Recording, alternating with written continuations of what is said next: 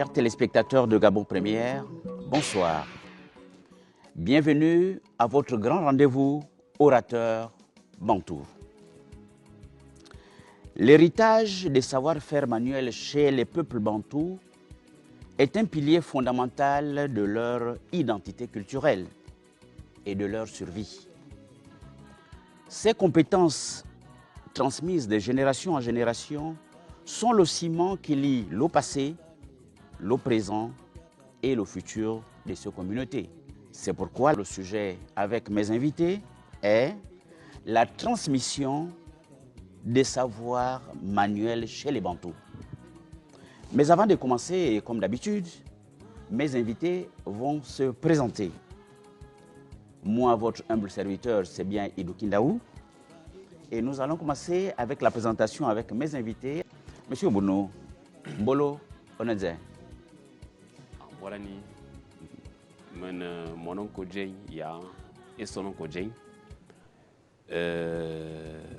abansi bitam et tout nous sibale na walentem mon ongwana eba muto ndefa ndey et sandon mon wulano bune yi e mon e yibunu ende obune yi e yiban e ban isono asumu mombe motene mozo zo onso bo mba mobunu mba aso untuma afiri kara koba tama mango zan amara batimi kana e kana wu sera adama si zama ya mbe mpe zokomo mba bi koko bi zobi yema bi minkut nkurmeki achi ngoseyo. Merci, Monsieur Bounou. À mes invités, je disais le sujet du jour, la transmission des savoirs manuels chez les Bantous. Qu'entend-on par savoir manuel dans le contexte bantou? Monsieur Bounou, qu'est-ce que vous pouvez ajouter dans le même sens? Monsieur Idou Kindaou, le sujet que nous abordons aujourd'hui, c'est un sujet très crucial pour le développement de l'humanité.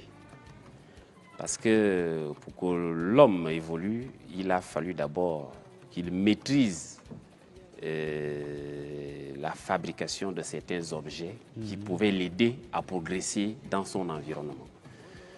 Et nous ne pouvons pas parler de savoir-faire manuel si nous ne remontons pas l'histoire de notre race, c'est-à-dire la race humaine, avant d'en arriver au niveau bantou. Si nous parlons de savoir-faire manuel, nous allons remonter à la civilisation Essa-Oden, qu'on appelle aussi la civilisation sumérienne. C'est une civilisation qui est née en Mésopotamie, parce que je vous dirais que la première immigration dans le monde de l'humanité est partie d'abord de l'Afrique pour s'installer un peu au niveau de la Mésopotamie. Parce que l'apanage des dynasties de la Mésopotamie était de race noire, je pourrais vous le dire, parce que celui qui a créé la civilisation sumérienne, le fondateur, il était de la descendance de Cush. Donc, je ne pourrais pas développer ça. Donc, les toutes premiers objets manuels qui ont été fabriqués, selon l'histoire, est partie de là, les poteries, même la première version d'écriture cunéaire, comme on le dit, était marquée sur des poteries que les humains avaient commencé à fabriquer. Et c'est 200 ans plus tard que la civilisation égyptienne a pris. Et ces peuples-là, ce sont eux qui ont migré, ils sont venus créer l'ancien royaume antique d'Amon, que nous appelons le royaume Nanoboro, parce que ce sont ceux-là qui ont migré vers les années 800 avant notre ère, qui sont venus créer le Ndamoro. C'est dans le Ndamoro que l'Occident appelait le Damot, qu'on retrouve ce que nous appelons aujourd'hui les Bantous. Donc, quand on parle de Bantous, nous parlons d'abord de cette civilisation et qui a développé ces outils pour pouvoir développer leur environnement, leur évolution quotidienne. Donc, si on parle de savoir-faire manuel, nous parlerons des capacités à un être humain ou à un bantou à pouvoir fabriquer des objets à partir de ses mains en utilisant son cerveau et des gestes spécifiques liés à la technique et parfois même au métier. Par exemple, au métier de l'artisanat.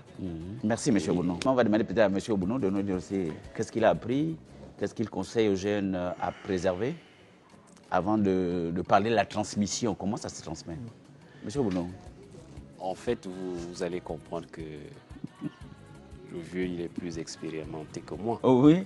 Parce que c'est question. Non, mais chacun a son expérience. Oui, je sais, je sais. Chacun a son expérience. Non, je suis. Moi, je peux vous dire ce que je peux faire aussi. Je suis blasé parce que je dois apprendre même auprès de lui. Parce que comme je vous disais que c'est question de génération. Je vous ai parlé l'exemple des forgerons. Moi, je ne suis pas né à l'époque où il y avait des grands forgerons. Mais j'ai quand même vu un vieux qui faisait ça. Il fabriquait les lances, même les armes. Il fabriquait ça. Je l'ai vu juste un tout petit peu. Moi, à ma génération, je peux dire, fabriquer les voitures en bambou, je l'ai fait. Tendre les pièges, je l'ai fait, les animaux, les oiseaux.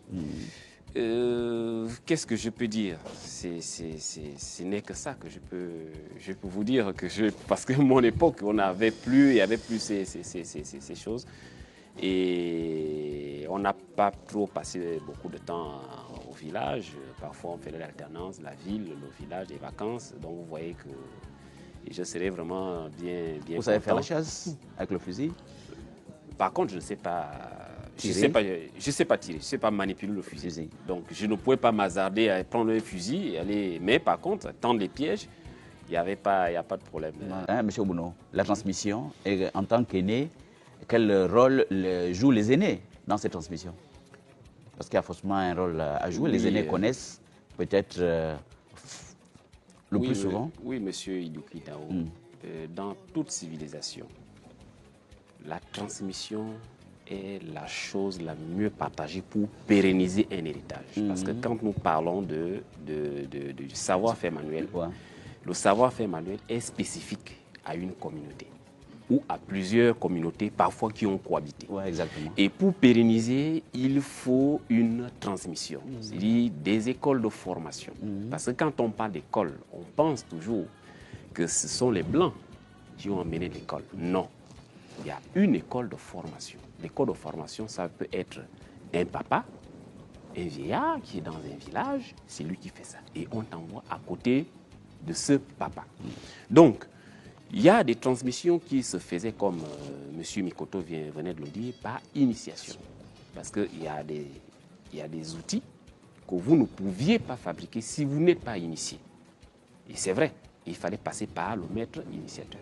Mais nous voulons parler de savoir-faire manuel, les plus usuels. Bien sûr, les plus usuels. Voilà. Il fallait juste être à côté de celui qui fait, vous l'observez et il vous met à l'épreuve.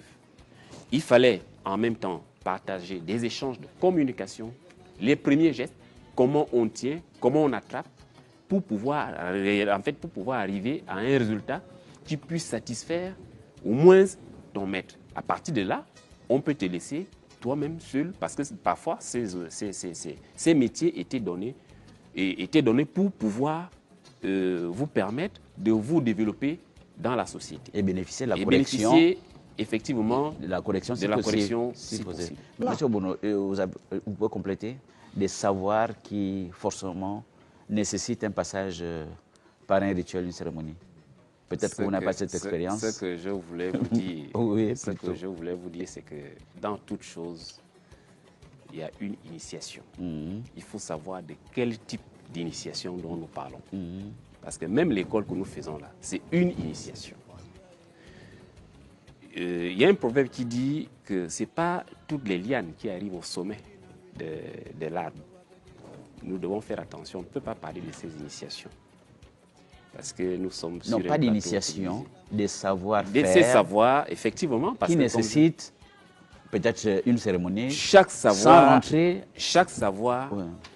a une initiation. Ah oui. Mais ça dépend de quel type d'initiation. Parce que le fait de m'apprendre quelque chose, vous êtes en train de m'initier. Mais, monsieur Iduki Dao, vous parlez de quel type d'initiation? Parce que chaque savoir est basé sur une initiation. Voilà. Mais vous parlez de quel type? Je demandais plutôt un exemple en passant, dans votre expérience, dans votre communauté. Un exemple en passant qui nécessite forcément un rituel ou une cérémonie. Oui, je ne vais pas aller... Pour avoir la connaissance. Je ne vais pas aller en détail parce que voilà. nous avons, on va peut-être donner la parole à... Nous avons par exemple la fabrication de certains masques. Voilà, qui par exemple. nécessitent, qu'il fallait charger. Et ce n'est pas n'importe qui. Très bien, qui en arrive à le réaliser. Monsieur je pense que dans toutes les communautés... Ouais, effectivement, c'est clair, malheureusement. Monsieur Voilà. Bounou, qu'est-ce que vous ajouter? Oui. Il n'y a pas de centre culturel dans ce sens? Ce que moi je peux Il y a des familles quand même? Oui, ce que je peux ajouter... Qu'est-ce qu'on peut apporter à nos jeunes dans la famille? Ce que je peux ajouter d'abord, que nous avons comme défi, parce que vous avez parlé de défi. Oui, voilà. Et je pense que pour l'appellation de ces savoirs, il faudrait d'abord faire la promotion. Parce qu'on ne peut pas vouloir pérenniser quelque chose si nous ne faisons pas la promotion. Faire de la promotion montre que nous aimons ce que nous faisons. Et la jeune génération va s'y intéresser. Si nous ne faisons pas la promotion, nous amenons à ces savoirs-là à disparaître. Après aujourd'hui, c'est où? Ce que nos aïeux faisaient, on ne le fait plus, puisqu'il n'y a pas eu une continuité, une transmission que nous voulons. Aujourd'hui, nous sommes capables de créer des écoles de formation. Former manuellement, ça existe. Et à partir de là, nous aurons au moins une économie durable. Parce que si l'homme connaît, l'homme sait, ça va durer dans le temps et nous allons transmettre. Et le gouvernement aussi pourra quelque part aider à ceux qui créent ces écoles-là, de les aider à financer pour pouvoir garder, entretenir et faire comme il vient à peine le dire, organiser des camps, voir un peu peut-être des patriarches qui sont dans les villages, qui maîtrisent pour pouvoir apprendre et apporter ces objets. Pourquoi pas avoir de la créativité? Parce que dès qu'on s'y met dans ce domaine, on va toujours penser à développer, à créer. Puisque même si nous avons des machines aujourd'hui, c'est parce que le cerveau a réfléchi et les mains ont exécuté. Mais le logiciel, ça part d'abord de ce que nous savons faire, fabriquer avec les mains. Et c'est l'homme qui introduit, qui fabrique les logiciels et les met dans les machines pour pouvoir exécuter, pour aider l'être humain. Je pense que je peux m'arrêter là. D'accord. Merci beaucoup, M. Mahambani. On va terminer, bien sûr, et comme d'habitude. Merci pour votre contribution. Nous allons maintenant faire le résumé pour nos communautés respectives. Merci, M. Bounou, pour la communauté, un résumé. Vous savez maintenant, ma famille à Kiba, mon andabi ngangong, balena Gabon télévision. Bivo savana bez tie mama emambaye ba boamo. Bisebe boamo e bien be lui amo. Et de un kana ntuma wula zona tuba na kon bi wula bi yema bi lo bi bian. Mulumvus betira bamba ba menga betira bamba ba mokon.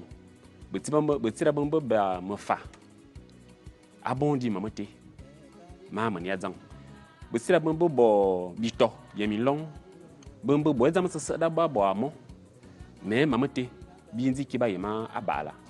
Ayon borezi ne valna inga anda yim mamate e de bezone be bala mamate be zona be kaba yim bon be vene bon be yim mamate amune yene bi mana zang yene be mana zang mamate ma yi zang bi sa ne ka to fa wana bi ken mintano voluin be vo na sodo e bi zana bi wula ma bon dina be yima bon mam abala be tira ba wo bon mamate ya mo e de bezone bi tiana munda ma sikolona bon be yi mamate bi zana ne mama bi vana na bo se be yim amu e bembe lui e be vana be yim na mvon boro si mvon boro ka e ni ba yim bo akala e mama e mababo mama te me be yina bi bara na tue na bi ta na bo va vala yon na ve dun ve e mame dun yet bi ta ki fomo e de ma famille da be ki ba na mi ve bo bi engwe enyina akala exam bi bo so na be zetie a Gabon télévision avana moni wala no buni yi mono ngone ba yumbo alu e bolo coupe mono ko je ya e sono ko je ndefa ndesandon akiba ya e borba yimawo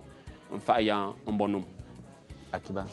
Merci chers invités, merci chers téléspectateurs pour votre fidélité. Je rappelle en rapport avec notre sujet que la transmission des savoirs manuels chez les Bantous est un processus complexe et dynamique. Et malgré les défis contemporains, ces communautés continuent de perpétuer ces héritages précieux, essentiels à leur épanouissement futur. Merci encore pour votre fidélité et merci à toute l'équipe technique.